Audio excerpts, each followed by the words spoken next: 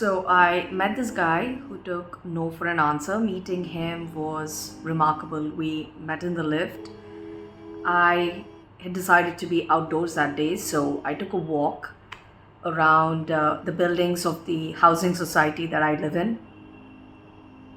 So after I'd done that sweaty walk and got all of that fresh air filtered through the concrete lungs of the buildings around me, I stepped into the lift. The whole point was to get out of it, to get back inside my house. Hooray to freedom. That's when I saw him. That was our meet cute as the doors of the lift closed and I saw him walk right past me. He scuttled across to the other lift and I saw him through the gaps of the doors of the lift that were closing. I was happy, elated. I didn't want him inside this lift that I was in. I just wanted to go up to my house. And I thought he got that, and that's why he walked past me. But apparently, I was wrong. So the door peeled open again. He was right in my face. I looked at him, he looked at me. He had one foot in the door. I didn't want him there. And I hadn't consented to this invasion. Suddenly, an ugly voice tore through me. He was inside the lift. No, I said, angry, loud, sharp, frustrated. Next thing I know, he got out of the lift, looked at me, said my name, apologized to me, and then he was gone. It all happened so quickly. To be fair, I didn't expect for any of this to happen. Me verbalizing my anger, him knowing my name, and him picking up on my disdain for his presence, and him making me look like the bad guy. I felt pathetic in that moment. I had slighted a man who had just moved in along with his parents, and he was my neighbor. And I could have apologized to him right there on the spot when I saw him withdrawing from me, but I didn't. And what are the odds that I was going to run into him again? He was my neighbor, so practically zero. I had rarely seen the guy, maybe once or twice. Forget about having a conversation with him. And isn't that the reality of most millennials? So I let it go, but he couldn't let it go apparently. Because a week later, the society's group chat blew up. The admin kicked things off. The issue, mud handprints inside of the walls of the lift. Someone blamed the kids. Then someone brought up a pet pooping incident inside the lift, dropped a pig, and the residents were debating if it was dog poop or cat poop. And soon enough, they were fighting like cats and dogs.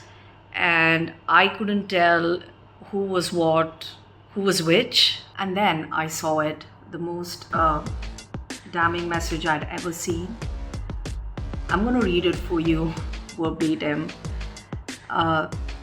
This happened to me last week. Me and resident got in the lift, and a few seconds later, she let it go. The smell was so bad, that's 3 O's in so bad, that I had to get out. Not trying to offend any of the residents here, and not naming names or wanting to embarrass anyone, but please can PPL practice SUM, social decorum, in shared spaces with a Z? And it was, the three letters LIG, apartment 1512, my neighbor. Up until that point, I didn't know what his name was or his initials were in this case. Now, was he talking about me? Because we had met exactly a week ago in the lift. Now, I remember all of my public farts. Either I have an uncanny memory, or that's just something that everyone keeps a track of. Do you? So the fart that he was talking about, in fart, I don't remember that one, okay? Nothing, no recollection. And the comments on the post were worse than my alleged fart. So I'm gonna read some of these comments, okay? One said, just a reminder to residents, there is a community toilet in the parking area opposite the community party hall. Another read, sometimes these urges cannot be controlled, so I urge to please buy pepper spray. So when you do a fart, you can control damage quickly. Just my two suggestion with a J. And someone added a crying emoji to that post. I don't even know if that makes sense. Anyway, and another person, or unless they were farted on or farted upon and someone actually used a pepper spray on them, okay? Anyway, another resident replied, pepper is a strong smell, good suggestion, and this time with two J's. Now, I couldn't tell what was worse, the suggestion or the typo, or the suggestion of a typo followed by a typo pile-on. And then there was a conspiracy theory, okay? A resident wrote, could it really be a fart? I'm asking because I found a lizard here, a lizard there in the lift. It wasn't moving, so maybe it's gone for good. But it is giving bad smell, foul smell. Finally, someone on my side. I hadn't farted, okay? So someone was taking my side. Someone who was trying to shift the focus away from me and my alleged fart. So yippee. But then there was betrayal.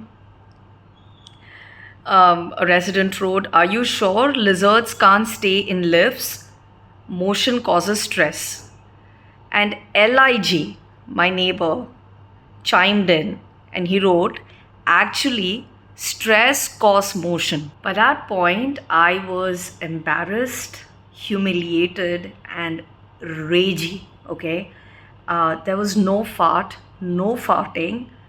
Nothing more needed to be said about what happened that day in the lift.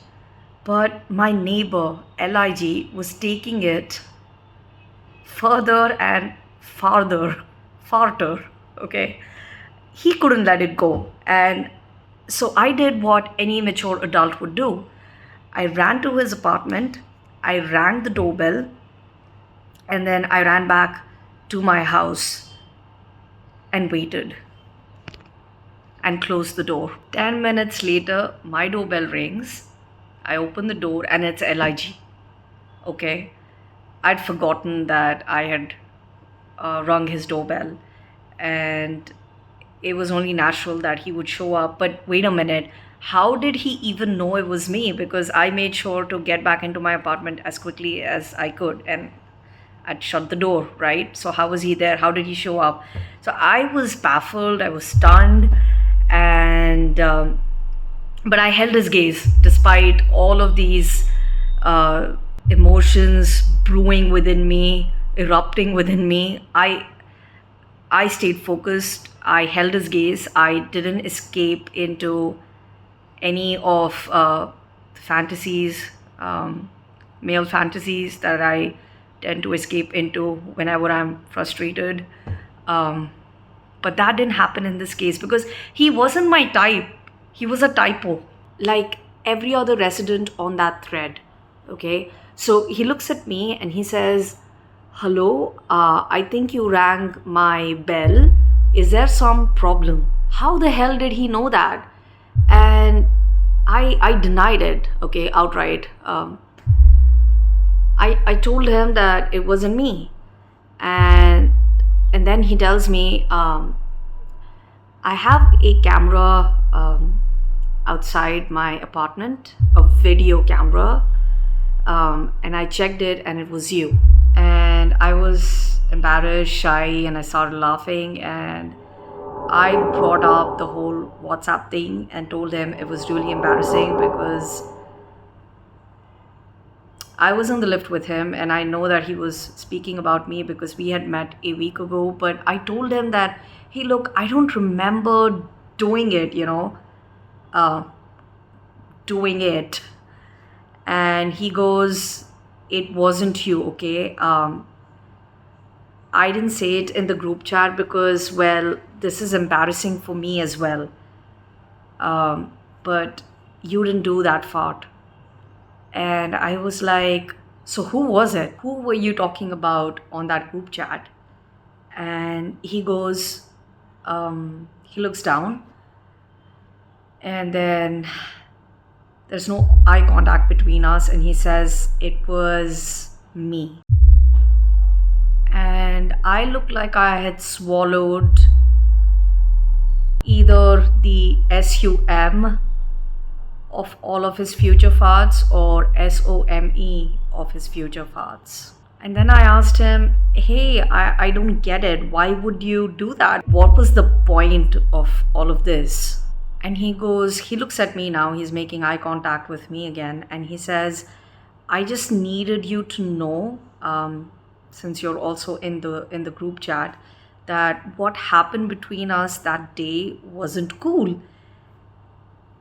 And I apologized to him and I told him, like, hey, I know it was horrible, like, I'm sorry, I did that, I had that reaction. And he says, no, I don't think you understand. I'm sorry, I didn't mean to do that to you. I didn't mean to fart in your face like that. And I just went into my apology again. I was ranting, okay? And I don't think I heard him fully at that moment. And I just told him, look, I was angry. I just needed to get home. I was sweating and I needed a shower. And then you stepped in and you interrupted my flow. And he goes, well, we're on the same floor. We're neighbors. And what's this interruption you're talking about? And then I tell him that, hey, you're right, you're absolutely right, I'm sounding like Karen right now, but I have this thing that once I'm in motion, then I don't like to be stopped.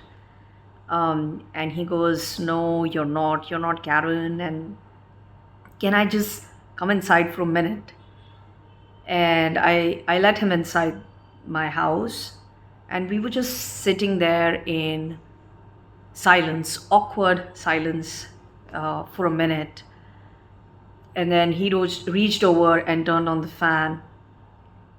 And he said, I'm really sensitive to emotions.